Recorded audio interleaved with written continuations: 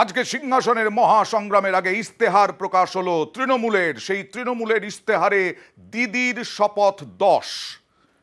কি কি আছে ভোটের মুখে? এই যে তৃণমূলের ইস্তেহার, দিদির 10 শপথ, মূল্যবৃদ্ধি নিয়ন্ত্রণে জোর, দেশ জুড়ে লক্ষ্মীর ভান্ডার, বার্ধক্য ভাতা সহ। দেখুন, অনেক হয়েছে শাসন, এবার দুয়ারে রেশন।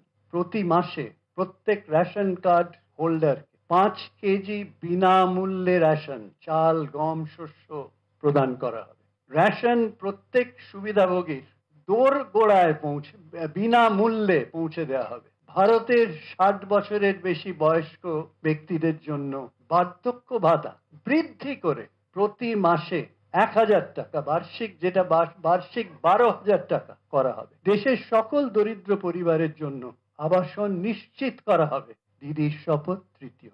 জ্বালানির জ্বালা কমবে, দেশের জ্বালা ঘুচবে। প্রত্যেক বিপিএল পরিবারকে বছরে বিনামূল্যে 10টি সিলিন্ডার দেওয়া হবে।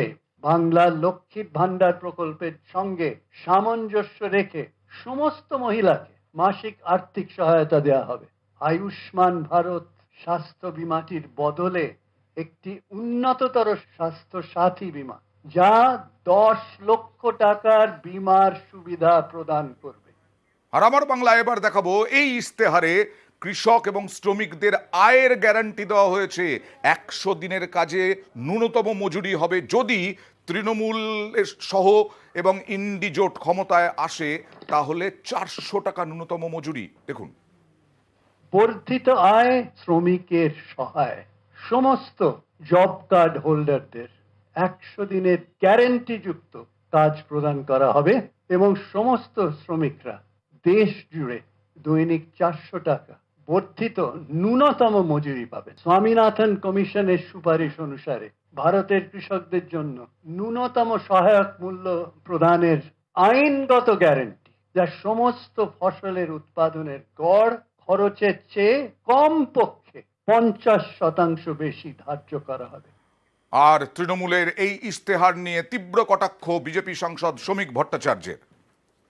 নির্বাচনটা তো লোকসভা নির্বাচন, সেই লোকসভা নির্বাচনে নরেন্দ্র মোদীর বিকল্প মুখ হচ্ছে মমতা বন্দ্যোপাধ্যায়, কারণ তিনি চ্যালেঞ্জ দিয়েছেন, তিনি বহিরাগতকে পরাজিত করেছেন।